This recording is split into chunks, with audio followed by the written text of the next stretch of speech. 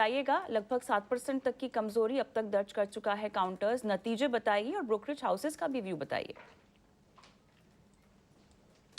बिल्कुल, देखिए कमजोरी की वजह यह है कि कंपनी के नतीजे काफ़ी खराब आए हैं और ब्रोकरेज हाउसेस की जो कमेंट्री है अब शेयर को लेकर काफ़ी ज़्यादा कॉशियस हो गई है। एस्ट्रल जो कि प्राइमरीली ये पीवीसी पाइप बनाने वाली कंपनी है, लेकिन एडहेसिव का कारोबार करती है कंपनी ये। फॉसेट्स बनाती है, सैनिटरी वाले प्रोडक्ट्स भी कंपनी बनाने लगी है और थोड़ा डाइवर्सिफाइड पोर्टफोलियो है। लेकिन हम देख रहे हैं कि जो नंबर्स जो आए हैं जून तिमाही के, वो काफ़ी निराश करने वाले हैं। मुनाफे की बात करें, करीब 32.5% की गिरावट है। ईयर ऑन ईयर बेसिस पर 81 करोड़ रुपए का मुनाफा इन्होंने क्लॉक किया है। आय की बात करें, करीब 1.5% की गिरावट वहां पर भी है। 1361 करोड़ रुपए की आय आई है और मार्जिन में हमने कमी देखी है करीब 2% की, और ये मार्जिन आ गया है 13.5% पर गिरकर। और गौर करने वाली चीज ये है कि इसमें पाइप और एडहेसिव जो दो इनके प्रमुख जो बिजनेस हैं, दोनों में मार्जिन में हमने कमी देखी है। एस्ट्रल का शेयर वैसे भी अगर आप देखेंगे, पिछले साल भर में 30% से ज्यादा की गिरावट ये दिखा चुका है।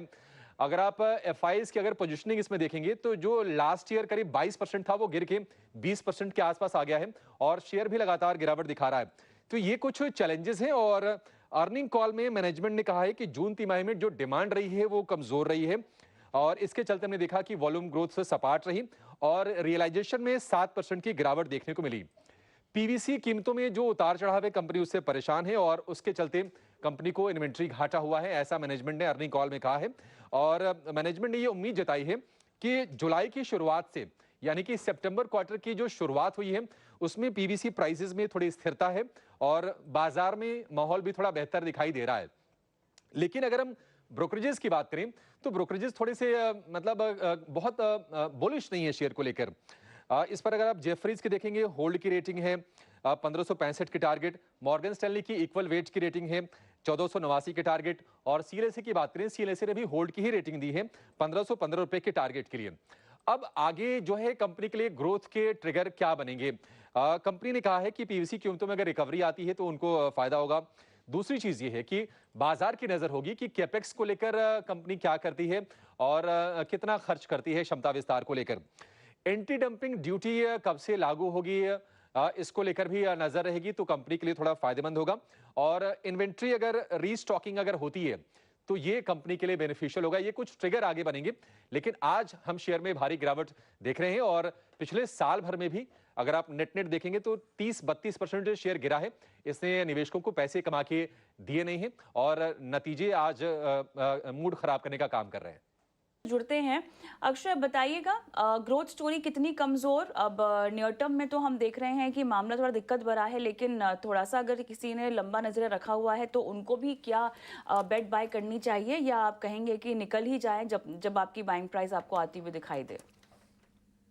जी, तो एस्ट्रल लिमिटेड में मंथली चार्ट्स फिलहाल देख रहा था, जिसमें 1200 ये बहुत ही अहम प्राइस सपोर्ट जोन बनता हुआ दिख रहा है। मल्टीपल टाइम्स अगर आप जनवरी 2000, मेरे हिसाब से जून 2022 में एक बार 1200 का सपोर्ट पे बहुत अच्छी रिकवरी हमने देखी थी। उसके बाद 1280 पे हमने सितंबर 2022 में रिकवरी देखी थी। 3-4 महीने पहले भी 1200-1250 के लेवल से अच्छी रिकवरी हमने वहां से देखी थी। तो कुल मिला के पॉइंट ये है कि बार बार स्टॉक में 1200-1250 लेवल पे उछलने का एक टेंडेंसी है। तो फिलहाल एक नेगेटिव रुख जरूर है शॉर्ट टर्म में, बट स्टॉक वापस 1200 या 1250 के लेवल पे संभल सकता है। तो आपको एक स्ट्रिक्ट स्टॉप लॉस का एक एक्शन फॉलो करना है, जो बनेगा 1150 का। ये स्टॉप लॉस लगा के आप होल्ड करें। फिलहाल तो बाय करने की रणनीति नहीं है। डिप में 1250 पे एक बार आप ट्रेडिंग बेट्स के हिसाब से बाइंग के पोजीशंस इसमें बना सकते हैं विद स्ट्रिक्ट स्टॉप लॉस, जिसका मैंने सजेशन करा है। स्ट्रिक्ट स्टॉप लॉस आपको यहाँ पर एक मेंटेन करना होगा।